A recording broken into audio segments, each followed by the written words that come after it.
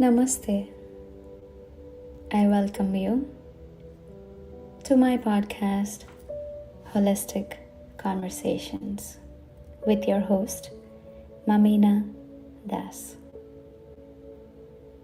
Join me in my journey, in all of our journey, because we are all unique and we are the universe. Welcome to Holistic Conversations.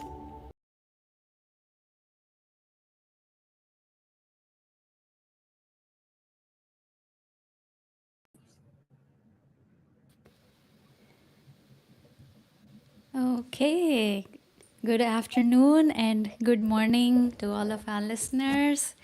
I welcome our guest for today, Sherry Morgan, to Holistic Conversations. Namaste, Sherry. Namaste, Mamina. Thank you so much for having me. I'm very excited about this.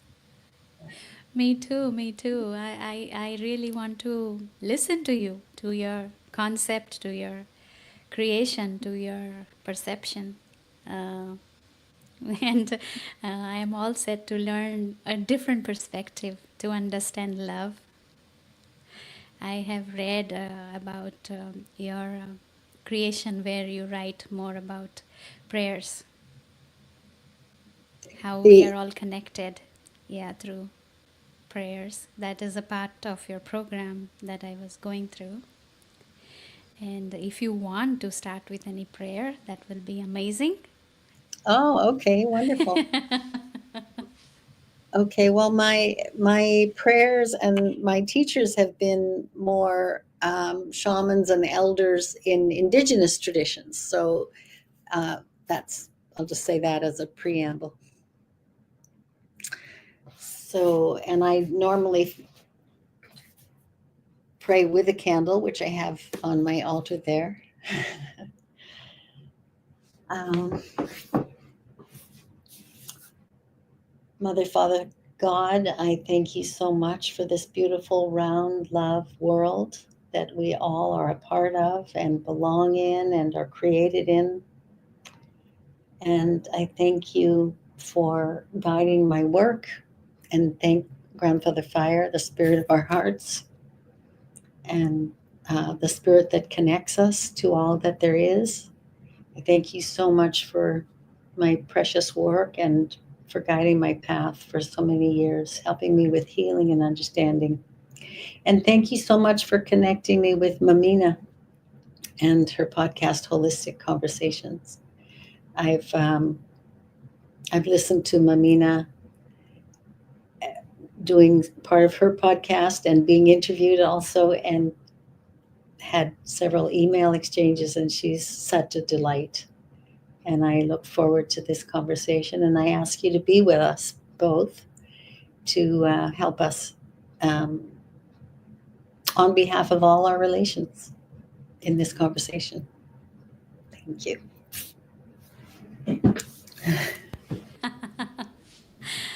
Thank you so much. One thing I must mention that I have learned by just visiting your website is like you are thankful for each and everything, every little thing, and that just touched my heart.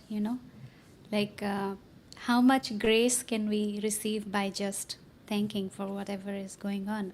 We are healing immediately the moment we are thanking, so that uh, experience that we are having, no matter what it is, when we just say thank you, it just dissolves and becomes easy. Life becomes easy. We can breathe. Indeed. Indeed, we can. Yes. Well, thank you for looking through my website a bit and appreciating it.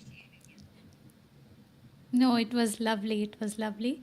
And I would also like to reciprocate the same love for you. I'm also grateful that we crossed path, and thank you for honoring, accepting, and being here present with us today. Thank you. you're so very welcome. And again, thank you very much. I feel I feel like this kind of podcast is helping you with what you want to accomplish in life, and helping me with what I want to accomplish in life, and helping all those that we touch with what they want to accomplish in life. So it's Uh, a win-win-win. win. Yeah. At least I understand that we are coexisting. Yes, yes, That indeed. is the biggest understanding. And get set go. We are all ready to listen about you.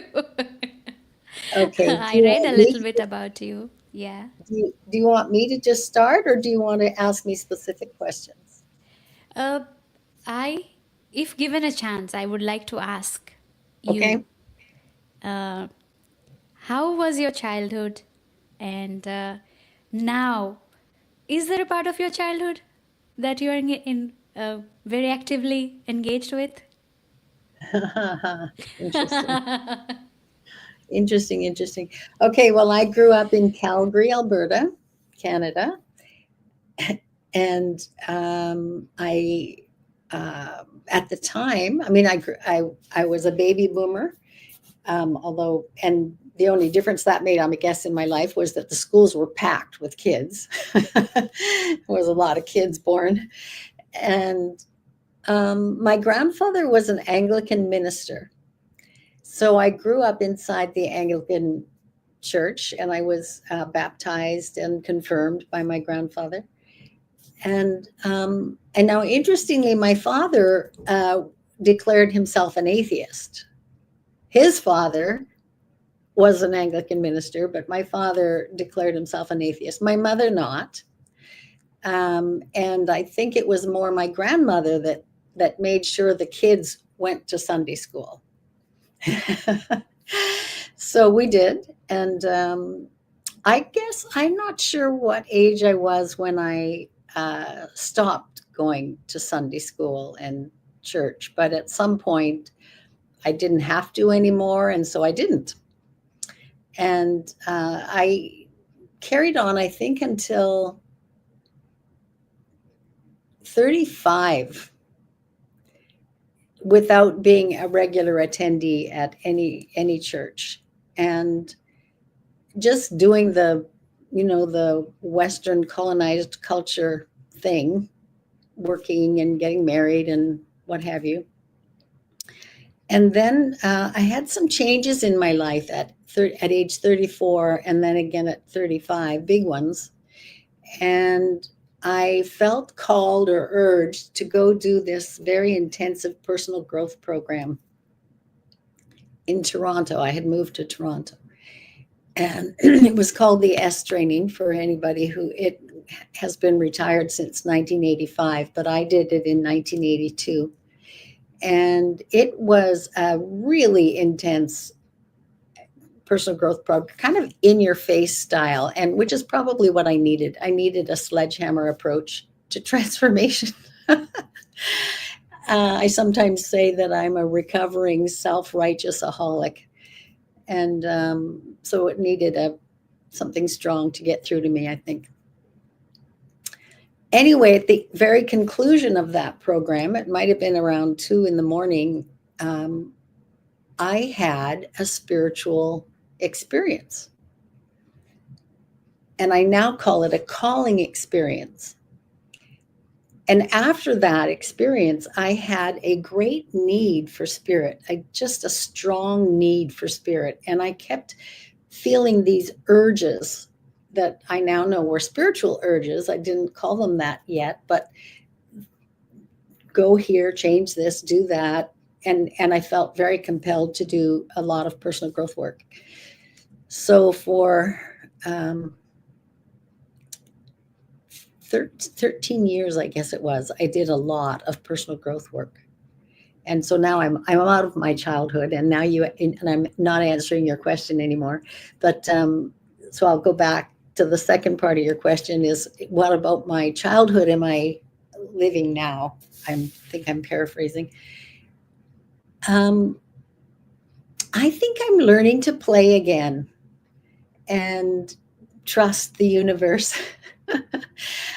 And not, you know, I've worked a lot to decondition from our colonized culture and all the programming uh, and dysfunction that has caused, and maybe lack of knowing who we are at our core more deeply. And so it's been a long process of kind of peeling away all those layers that I was conditioned in, and many of us, most of us probably. And yeah, and learning to play again and trust and be happy in who I am. That's so fulfilling when you listen from any other that they are happy, they are playing, and they are so alive. You know, their inner child is so alive and active. Um, I'm just so fulfilled with just listening to you that I'm happy. I'm just happy being happy. Thank you. Well, I want to say, because it just came to mind, but when I said that my grandfather was an Anglican minister, my grandmother was born on a Indian reservation, or First Nations reservation in Alberta. She wasn't native herself, but her father worked for the what did they call the Indian agent, I think they called him.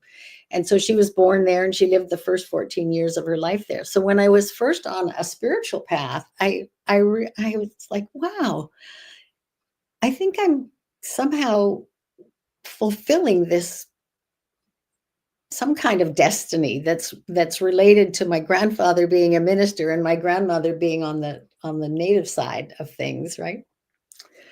So anyway, there you are. Some people have said that I'm now a bridge. I'm I'm like a bridge to help people transition. Yeah, that's beautiful. Like sometimes we don't know what we are doing, but the realization of the other, you know, that they can describe us better than us knowing what we are doing. Um, that's Totally. amazing. So where you have been talking about Calgary a lot. When we first moved to Canada from Dubai, we landed in Calgary. Oh, wow. So you're a Canadian also? I mean, you're Yes. oh, that's amazing. I didn't We realize. we are Canadian, but we moved to US after staying Okay. there 8 years. We are Okay. now living in US. Okay. All right. Um, Close and enough. we loved Calgary. Yeah, we loved Calgary. It was minus 35 with Right. and we lived and loved the snow, especially my son. He was like, Mama, I'm just loving it. I'm like, yeah, me too. Oh, that's so nice. Yeah, he was 6 when we moved, and he had a lot of fun playing with the Oh, amazing. snow. Wow, it was amazing. It was a good experience for us, and it was nice listening to you how different upbringings you have in generations unfolding. You know, like your Mhm, grandfather, your grandmother, then you. mhm. Your father is a different belief system totally. So it is a good mix. It's a holistic Right. experience. Right. Well, I have to say, so just to kind of jump ahead a little bit because this piece would be missing. But yeah, so I followed guidance. I have been following guidance since 1982, and unbelievably grateful for all the guidance, all the lessons, and the incredible experiences I've had, and the ways I've come to understand how the world works and how to live more harmoniously with that, and so on. So I'm just super, super grateful. And then what did I want to say? Um, Oh, I've lost it. Where I was going. Oh, the prayer. Oh, I've forgotten. Doesn't matter. It will come. We'll Yeah. catch up. Oh, I know it. Okay. So I teach people about prayer. I got in 1997 I received a lot of messages teach people about prayer. And I myself wasn't a praying person, except my Ojibwa teacher was getting me started with that. But it's not like I had a long history of that. So but anyway, early on when I was still very much apprenticing, and this man said to he said, "What do you do?" And I said, "Oh, I teach people about prayer." And he said, "Oh, I'm an atheist." So I said, "Okay." And I don't know, maybe a month or 2 months later, he contacted me and he said, "Will you pray for me?" And I thought that was so interesting. When things get a little tough in our lives, we want prayer. Even atheists, declared atheists, want prayer. We want to know there's some help somewhere. Interesting to hear from you that someone asking you for prayer. I have this experience with my husband. I have seen him very rare praying. I've never seen him going to the altar at home.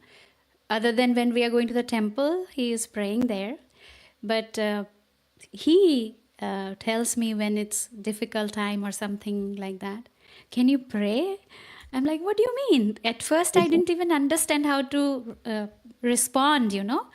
Somebody asking you to pray, I mean, what does that mean, and how should I respond? I mean, anyways, I'm praying every day, right? So what extra I can do? So he would say, no, you pray, you pray. I'm like, okay, but but I'm praying every day.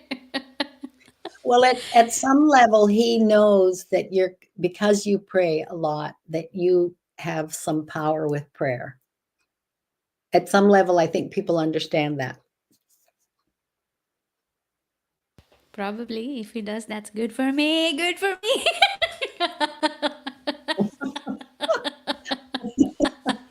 Exactly. And if someone asks you for prayer, it's the best formula for receiving help. Like if we impose prayer on people, that's not advisable. That can really backfire. But if someone asks us sincerely, will you pray for me for whatever, usually not necessarily a completely open prayer, that's the best formula. That's the best alignment for the prayer. Wow. From Mm. next time onwards, I'll wait.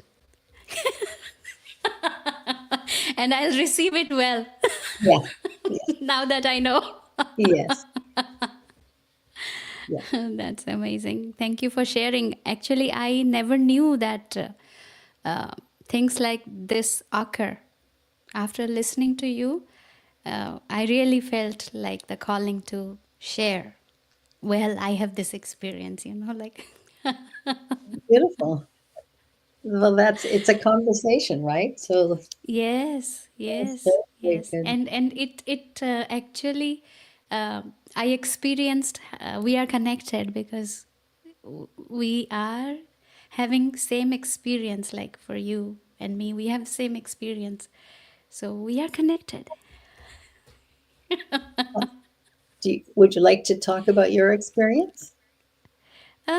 Just now I shared like how he was asking me to pray, and how Yes, yes. you shared like Oh, I see that. he was an Yes. atheist. Yeah, yeah, that's what I was called to share. So I'm sharing. Beautiful. I shared.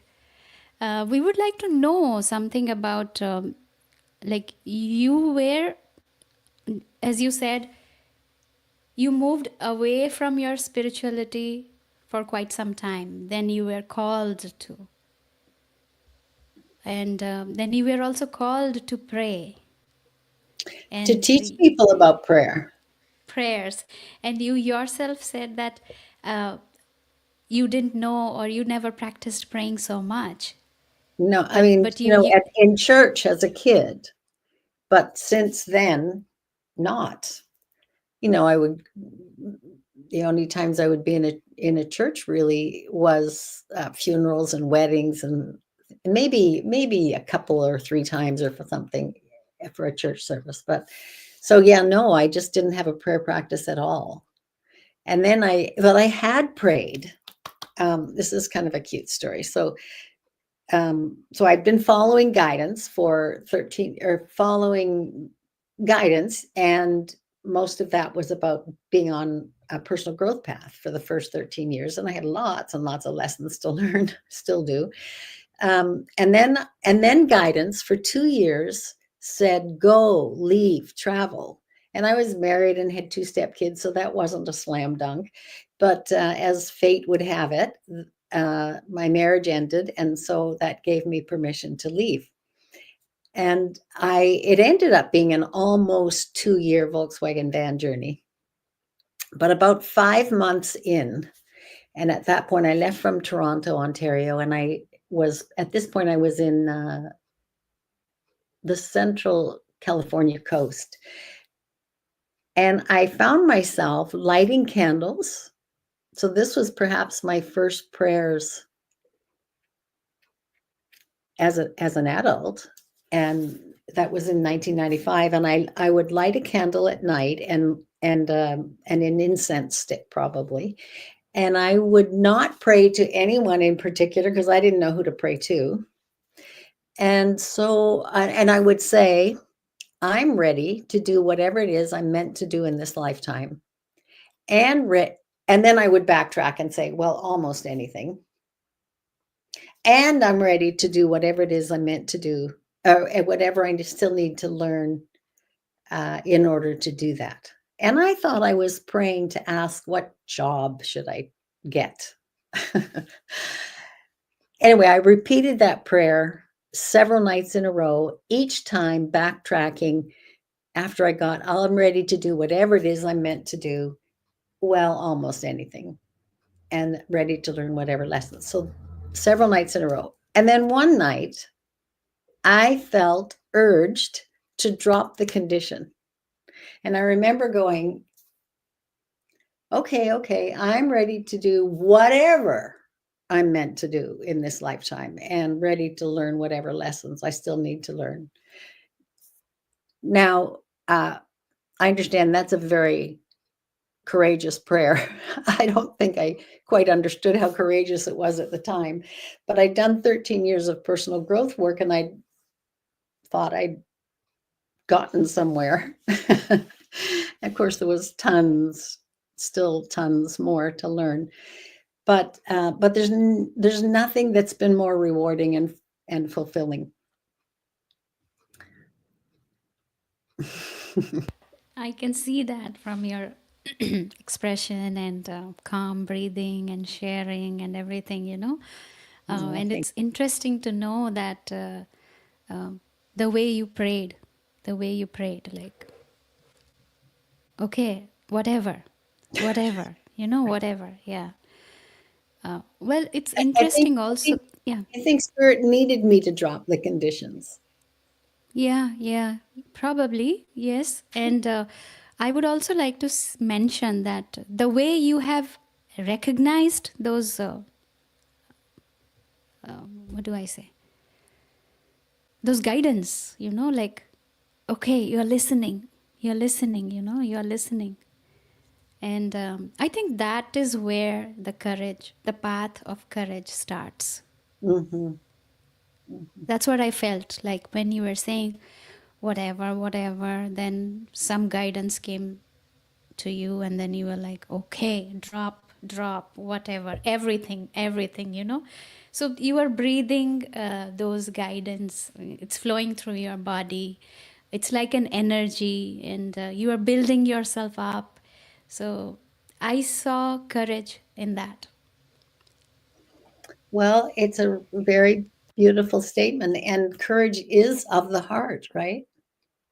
The French word for heart is kur or something like that, and that's short for courage, or the root of courage. And yes, and in in our mind, what I've learned. So the core basis of prayer that I've learned is the experience of connection with spirit, and spirit is alive in everything, every not just living things, it's actually alive in here and in our computer and so on. But of course, it's way easier to get in touch with spirit in a plant, a rock, a tree, a cloud, a candle, um, somewhere, somewhere in nature, probably. But the core basis of prayers, as I was taught by the elemental fire, grandfather fire, is the experience of connection. And what's in the way of our experience of connection that I teach people is essentially it's the mind. But we look at what is mind. And yeah, so as soon as we get out of our mind, and with just a certain openness, it doesn't even need to be a deliberate meditation or anything. In my experience, then we just, I get, people might call it intuition at times, or guidance, or I don't know, insight, inspiration, messages. It could be, could take several forms. It could be visions, could be hearing, could be knowing, just knowing something, but it comes in a very different flavor than what our mind chatter does. Yeah, that's beautiful. And with experience, with sitting and listening, we know that this is not the mind. This is not the mind. This is something beyond. This is something beyond. Yes. And if we're too fully in our minds, which can happen to me several times throughout the day, um, yeah, it's just not available. Like we've created the reality. We're living in the reality that our mind is creating rather than what's really real. I've discovered. No, that's true. Yeah. That's really true. There's one reality here, very concrete. Very, very 3D, they call it these days, right? Yeah. Yeah. Yeah. And then perceiving what is happening outside just by seeing or breathing, or I think I believe that our five senses help us come out of that um, rigid, frigid, or 3D thinking. We need, at least for me, it's like a sense experience, sensual experience, like to come Yeah. out of that mind. I Mhm. need my senses to come out from there, either Yes. by seeing, or by listening, or by drinking water, or eating something, or touching, or absolutely five senses, Yeah. credibility. Yeah. And the other day I was noticing that I was getting into a bit of a frenzy. Like just, oh my gosh, there's too much to do and I should do this and whatever it was, right? And then at some moment I realized, oh, this is too familiar and this is not connected. It's not trusting. It's not trusting that everything's going to work out all right. It's like this place that's so familiar from my background is I've got to make everything happen, right? And I can get into a frenzy pretty quickly when I think that way. Yeah, that's very tricky. That's very tricky. And I sleep now. Also, I sleep.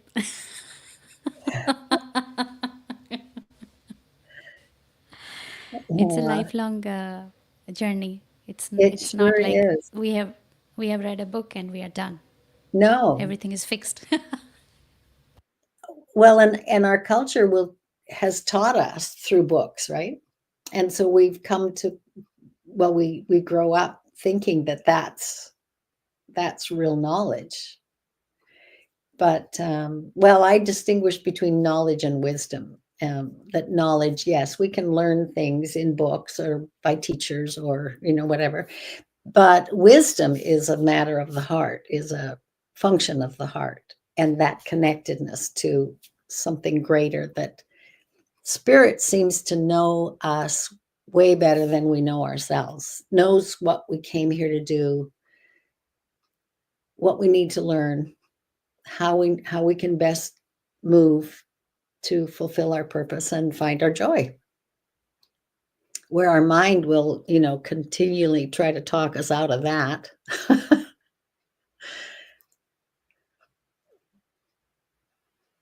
Yeah, that's right. But only if our mind talks out of it. That is the place where we need for help. We need someone to help, be it you yourself or someone closer or anybody. Like you Well, said, like for the greater good. Yeah. exactly. What I teach people is how to connect their spirit with the spirit alive in nature and how to receive their own guidance. And that's our birthright. Everybody's birthright. We're all equal, and we're created equal in this sea of love that's a reciprocal, relational, mutual sea of love. Maybe I'll talk about that a little bit. I think I wrote to you, but so after teaching people about prayer, so I had some learning myself from 1997 to 2000.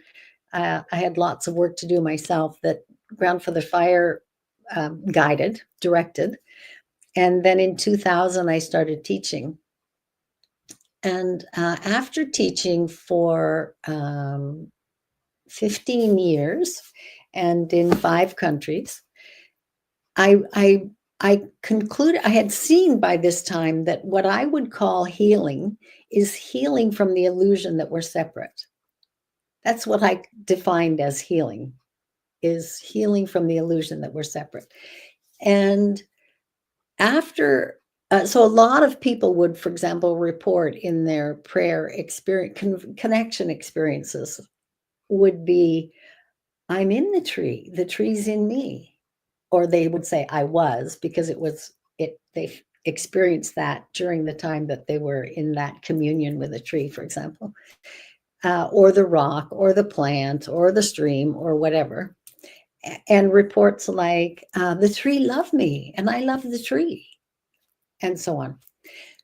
So in 2015, I had another very special spiritual experience, and that changed the trajectory of my work. And this time it was during my morning prayer time, and I was shown the spiraling universe. That was the image, and the words, love is round.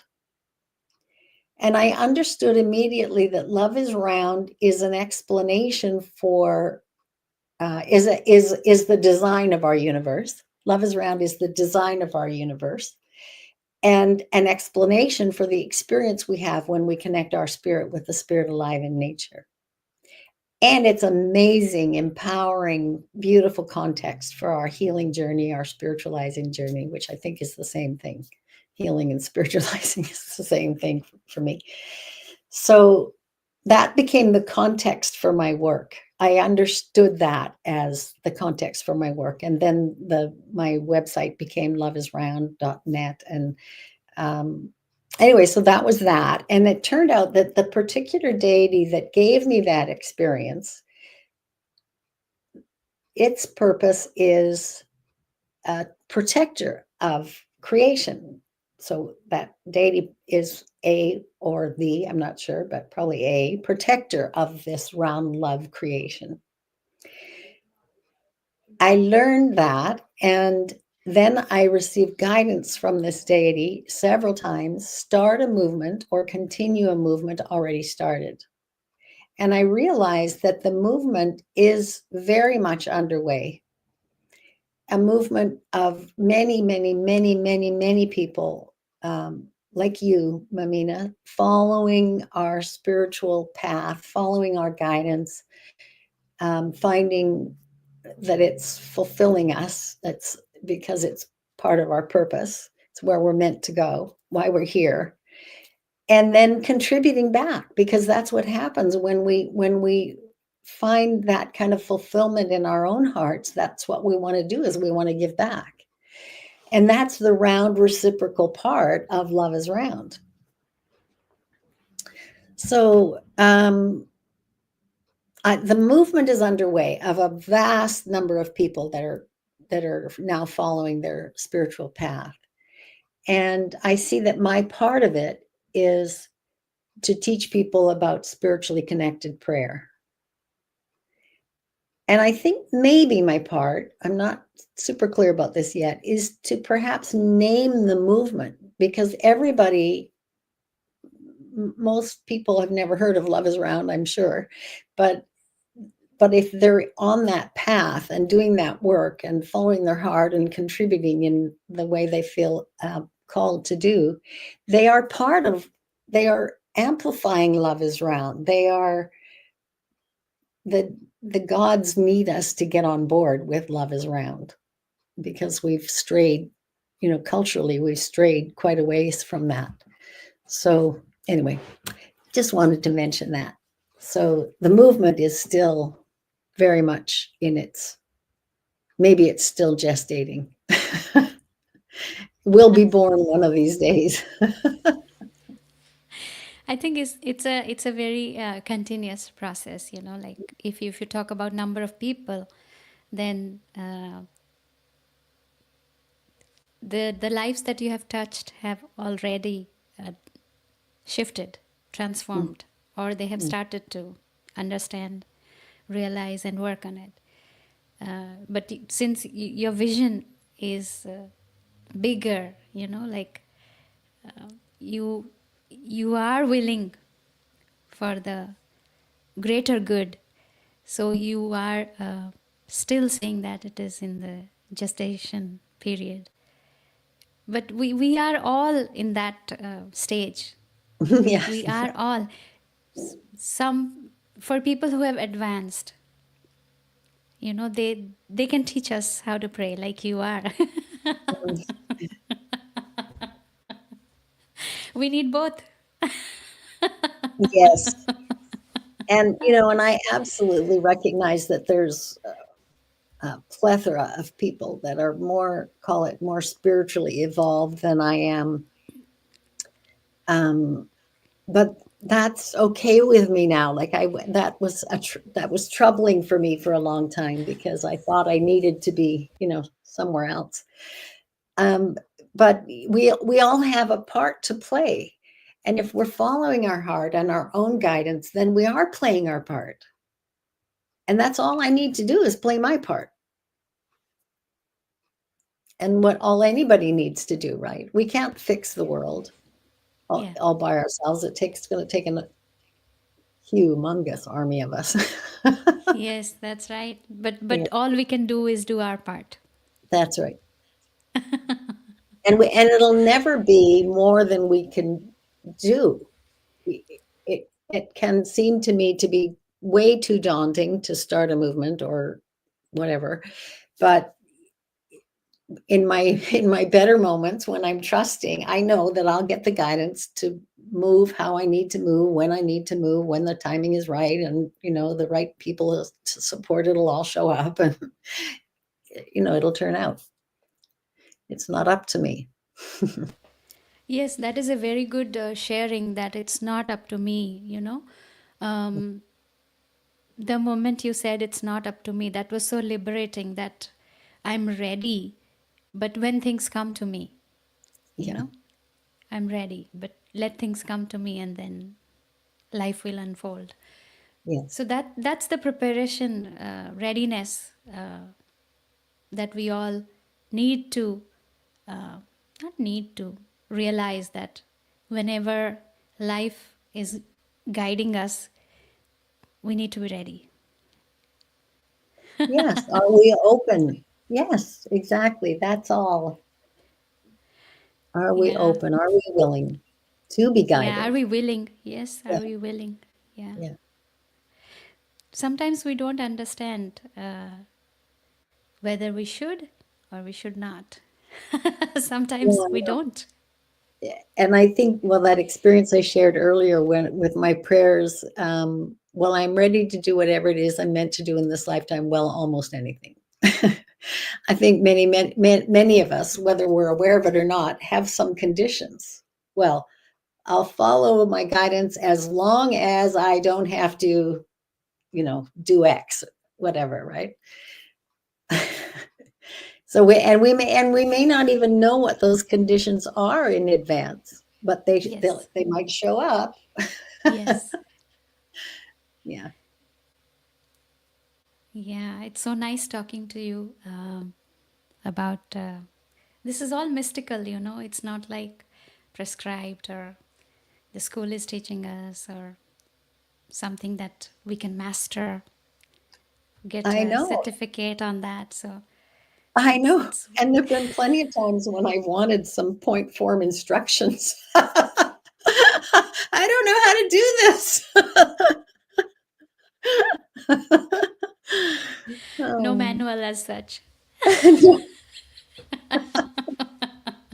No, but I listened to Morgan Freeman once, and I forget exactly what he said, but I'm going to try to paraphrase. But if you ask, I think he said it like this: if you ask God for help, He'll give you the circumstances that will help you. It's not like you're going to get the point form instructions what to do, right? Like the little manual. Yeah, that's right. That's right. Yeah. And it's interesting that you said when you were ready, like whatever, almost everything. And I think that prayer uh, helped you with the journey Oh, yeah. for your present now. Yeah. Yeah. And you are happy. I am. I have to say, I am truly grateful for all the lessons. And some of them were challenging, very challenging. But, well, I referenced the 13 years of personal growth work, and it was pretty much all centered around my relationship with my mother and how much healing I needed to do in that relationship. And it ended after the 13 years. Um, I had a very profound experience of healing something. Not only she had passed on by that time, but before she did, for the first 6 years, she was still alive, and so I healed a lot of my relationship with her before she died, which I'm very, very grateful for. And then I continued that work after she died, and I had an experience in 1995 where I knew that I'd not only handled something for me, but for my mother and her mother. So something generational, something inherited through the generations. And it was an energetic, very strong energetic experience. And in the middle of it, I just knew that I'd done the work for the female lineage. Yeah. That's really amazing, amazing. Um, and it's also very triggering. It's Mm. also very triggering How, how so? um, because to recognize that wound and Mm. that you need healing there, you know, to recognize that. But the I think beautiful, that yeah, go ahead. Sorry. I think that is spirituality, which brings you there. And it's spirit that can heal me and my mother and her mother, who are both deceased, right? And I think that is a spiritual matter. Grandfather Fire once taught that healing is a spiritual matter. And I've had that experience of healing something that it was a genetic healing, and I had another one after years of work that healed ancestors that I belong to, it more like soul ancestry. It was an indigenous tradition that I belonged to about 500 years ago. And that I was part of that tradition at the time colonizers came and um, killed us all and put an end to our tradition. And so I had an experience of healing that incredible trauma on behalf of the ancestors of that tradition that I was one of. So, yes, healing is a spiritual matter. And it's not a trivial thing to take on a spiritual path.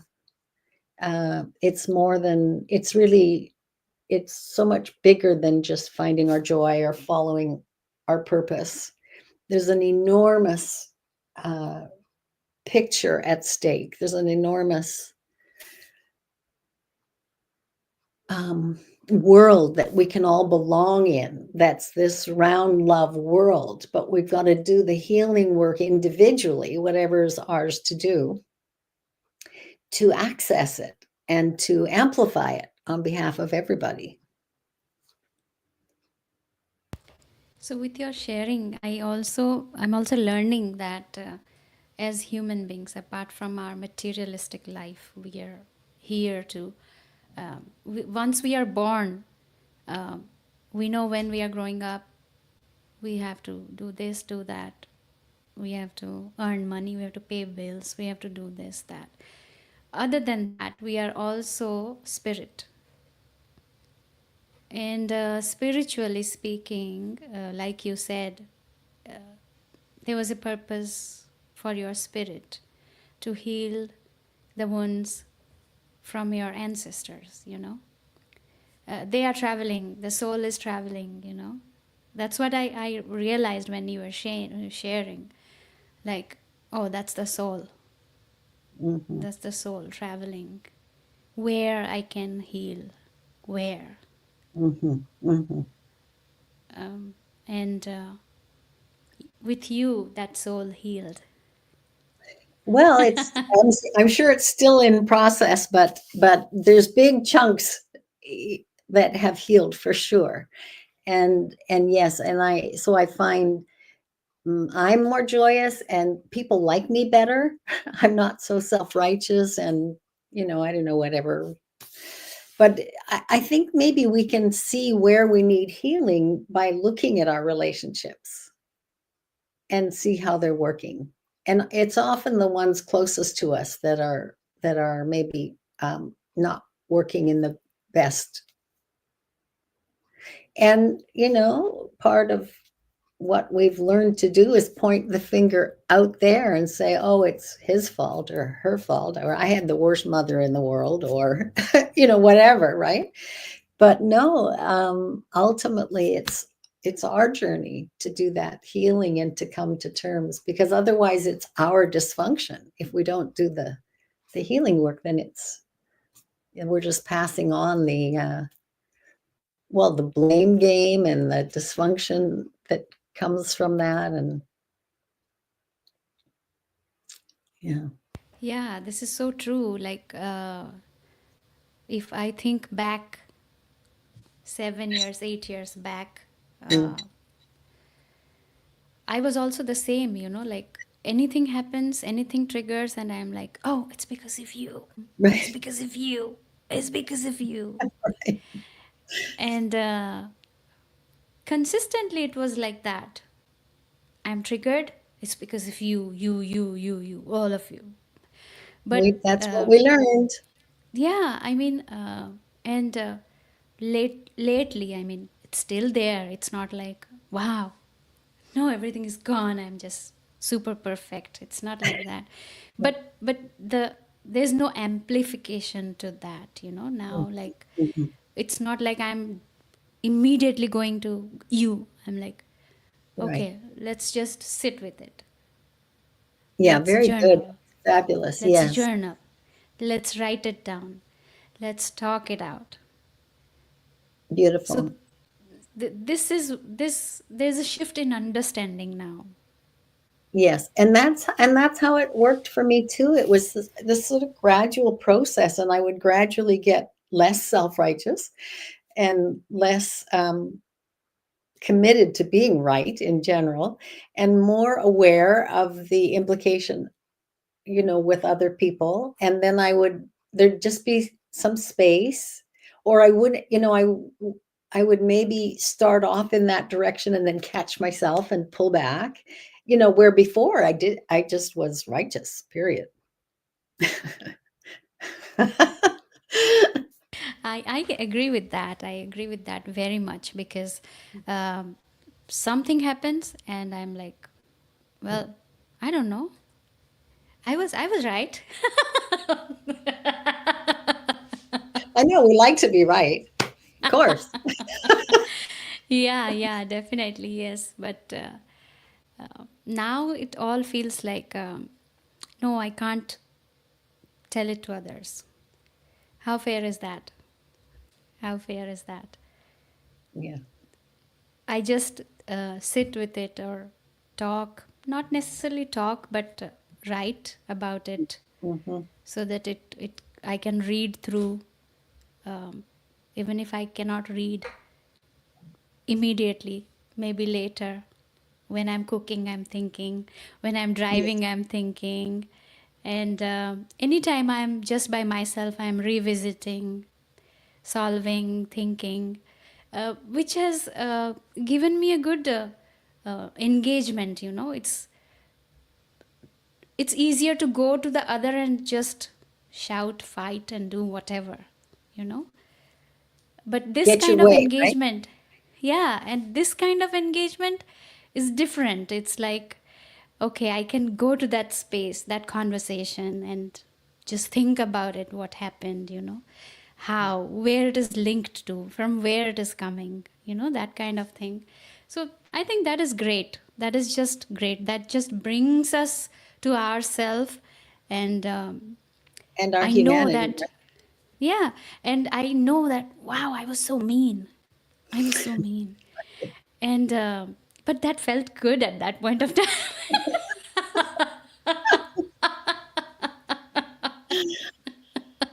right? At that time, that was so fulfilling that later when we reflect, I felt like, well, I'm still a kid. I need to grow up. Yes. Sometimes people say, where were you born? And sometimes they say, where did you grow up? And I'm not sure I did grow up. I can tell you where I was Uh, born. yeah, yeah, yeah. I still think I'm in the process of growing up Oh, in yeah, some matters, in some experiences. I'm like, okay, I need to grow up. I need to learn.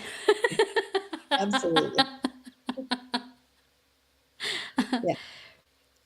Well, Okay, maybe now. in a some future time, maybe we'll have it all worked out. But I think, I Yeah. think, I think it might take a few lifetimes.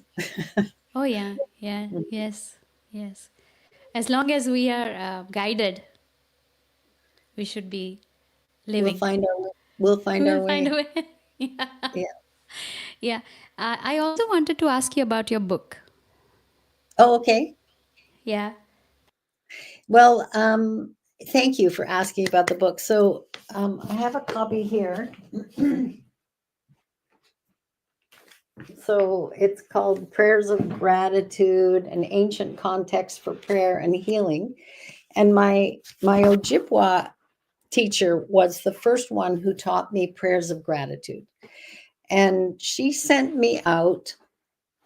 Um, my homework was to go out before sunrise, before eating anything, before drinking anything, even before peeing, and go outside in nature and give thanks for everything in nature, that I give thanks to everything in nature that I could think of or witness, to give thanks to. And she said it'll probably take you 5 or 10 minutes at first, and then in maybe 20 minutes, 30 minutes, and then an hour and more. And I want you to do this again every night before bed. So I did that for 365 days, no matter what the weather was like in Ontario, 35 below, etc. No matter how early sunrise was, no matter how late I went to bed, every single morning before sunrise and every night before bed. And I gave thanks for an hour and more very soon. I mean, I tell you, once you start paying attention in nature to all there is to give thanks to, it's phenomenal. I mean, I'm sure somebody could be out all day, every day, doing that. But anyway, I learned a lot. So, for example, one of the first things, so I was giving thanks to the trees and everything I could think of, and the grass and the clouds and the rain and the sun and earth and the stream and so on, everything that I was witnessing. And it seemed like I was being appreciated for my appreciation. Very soon I felt like there was this relationship coming back to me.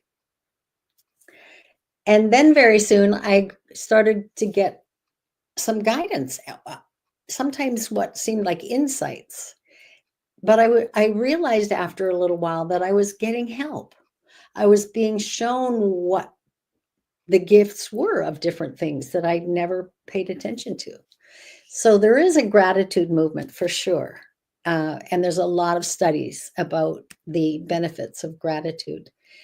But none of them that I've seen so far, anyway, have to do with gratitude to nature. Nature is giving us gifts all the time, for all our lives, for all of our ancestors' lives, for the rest of our life forever. And we wouldn't live without them, but we're not saying thank you. We might have exchange, of course. When we buy our food, we pay for it, and that's an exchange to the grocer. Did anybody thank the farmer? Well, the farmer probably got paid, so that's an exchange. But did anybody say thank you to the carrots and the potatoes and whatever food and herbs and the seasonings and so on? Probably not. Probably not in our culture. And it seems weird, I'm sure, for a lot of people to do that. But that's how I discovered really thoroughly well how spirit lives in everything, and everything appreciates being appreciated. I mean, we do, right? And everything does. So we're ignoring life around us, and it's suffering. So there are studies.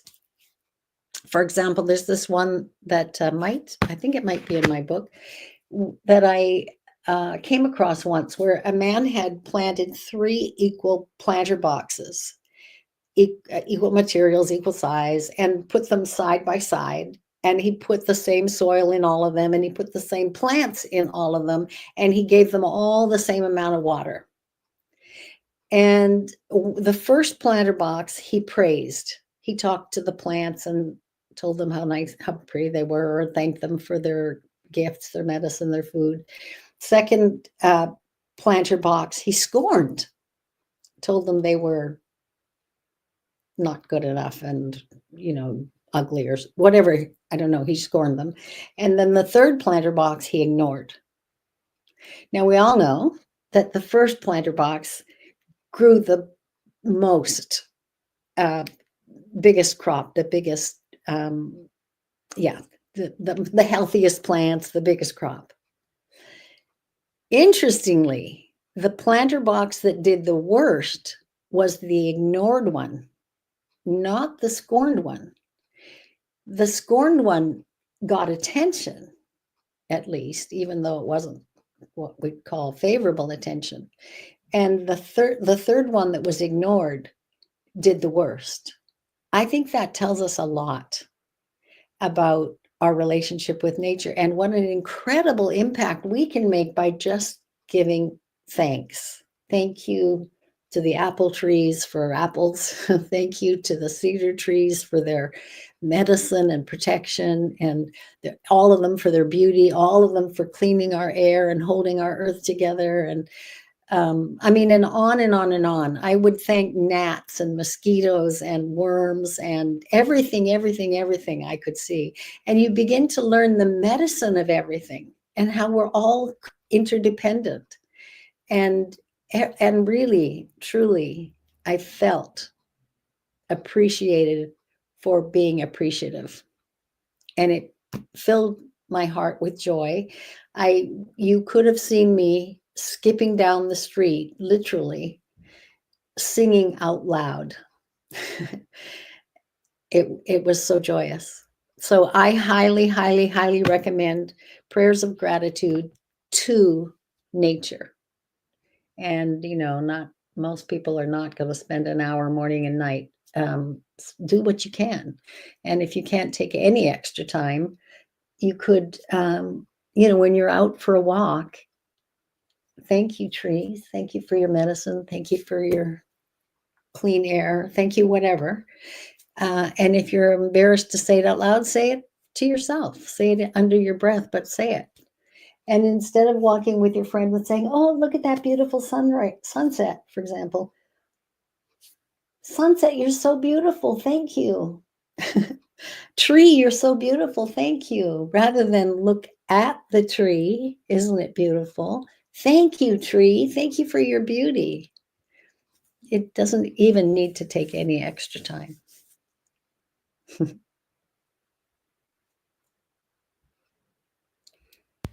It's amazing. I mean, I can do that all day.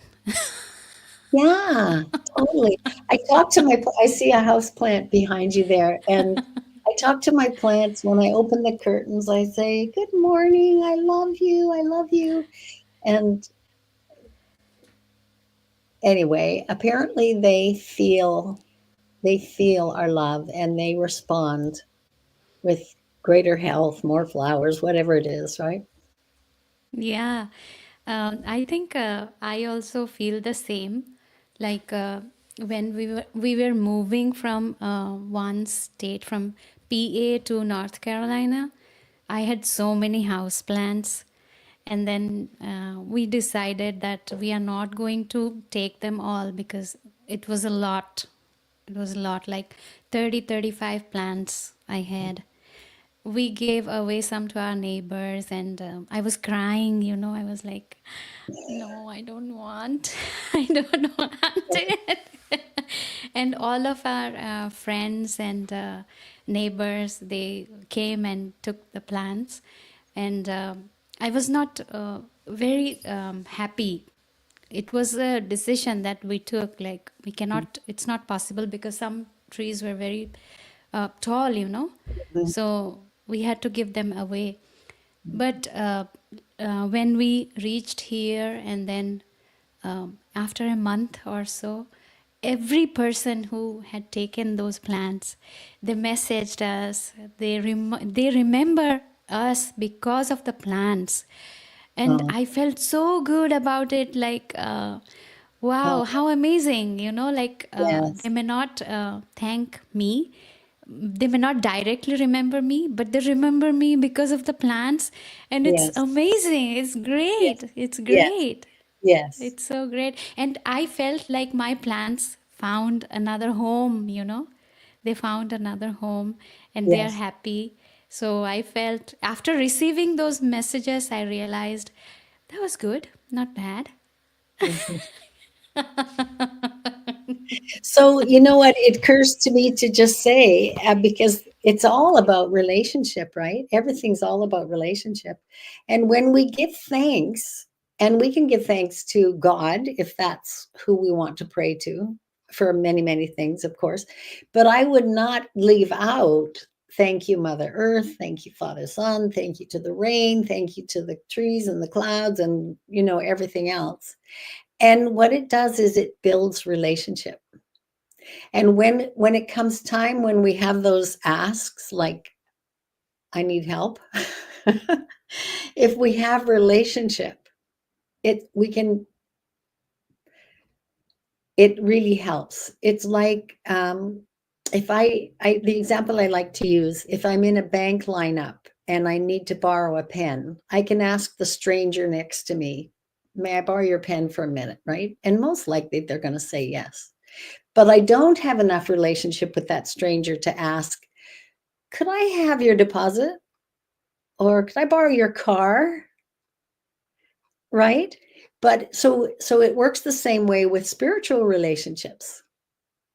We build relationship, and then when we're in need, we can say, please help me, and we're more likely to get big help, right? Because we have big relationship.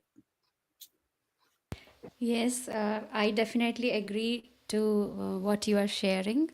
Like in my work, I had to sit for an exam for certification, and we just moved here, so I was not able to locate my any paperwork or anything that was needed. Mm, But I already booked my exam.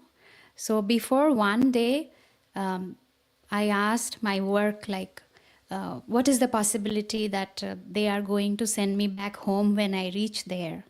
Because I don't have all the things that is listed here, all the documents. So just I was thinking that, and I just sent this email to my work, and I receive a call uh, from customer care from that exam center. Um, that person called me, and he asked me so many questions to find out my documents, whatever was needed, the bare minimum. And he found out digitally, with mm, some link, this, that. He was like so patient. He was like, ma'am, do you have this? Do you have this? Do you have that? From where he was trying to find out some sort of identification, so that I can present it there and I take my exam.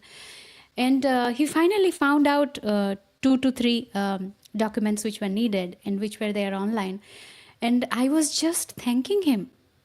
mm. I was just thanking him constantly. Like, I'm so grateful, tomorrow is my exam and this and that. I'm not able, we just moved. He's like, okay, you are all set. You are all set. Yeah. Wow. It's so amazing when that can happen. And yeah, the more relationship we have with people, the more they want to help us, right? Yeah. And it Works was the same amazing. I way with think that nature. was, I think that I told him, I told him that you are a messenger of God because you are helping me. Yeah, because I have my exam tomorrow and I was not able to find anything. And he was like, you are all set. Get set, go. Fabulous. Yeah. That's a great Amazing. example. Yeah, I mean, I take note of all these little things, when I write my diary every night.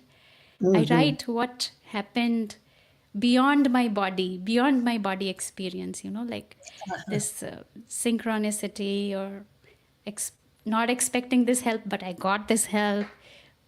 I got some Beautiful. solution and stuff like that, and I get Yes. good sleep. Yeah. Yes. Exactly. Yes. I find that my morning prayers are when I get a lot of inspiration, guidance, and my evening prayers is and it's all gratitude, my morning prayers. But in during that, I get all the inspiration and make notes and so on. And then at night, I'm similar to you. I do it in my prayers, my thank yous, as opposed to in a journal. But it's kind of the same thing. It's like, thank you for these things that happened today, and my life in general, and whatever. Yeah, yeah, So beautiful. yeah. It was a really nice conversation because I could understand the connectivity that we share, even though we don't know each other from ages, but spiritually we are connected because We are. somewhere or the other we are having similar experiences. And wow, it's amazing, Yeah, mystical. indeed, indeed.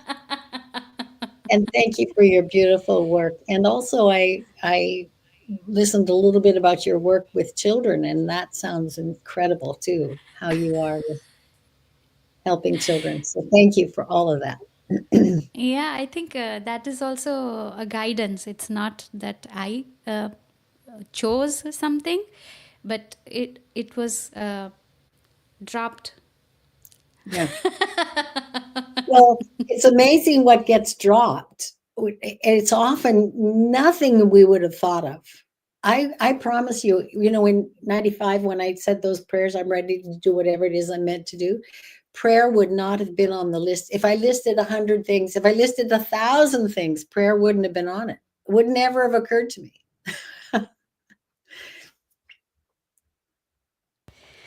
That's how life becomes beautiful, and that's how we realize that okay, we are born and we are happy. Yes, totally, totally, And totally. love is round. And love is round. And whatever it is that spirit knows that is for Yeah, us, part of our purpose and where we need to go, it's going to bring us joy. It's just yeah, how it works. It's yeah. what we came here to do, what we came here to learn, what we came here to do. And there's nothing more fulfilling than that, right? Yes, I think this realization itself is so fulfilling, to Yeah. reach to this realization that we are happy and fulfilled. Yes, indeed. Thank you, Sherry. Thank you Well, for your thank time you. and presence. It was lovely talking to you. It was Very, amazing. very mutually. Thank you very much, Mamina. Beautiful. Thank you. I hope we'll be connected again. That would be lovely. Thank you. Have a good day. Enjoy. And thank you to the gods that helped us and guided us. Thank you. Yes. Thank you. Thank you. Okay. Bye bye for now. Bye bye. Bye bye. Bye bye.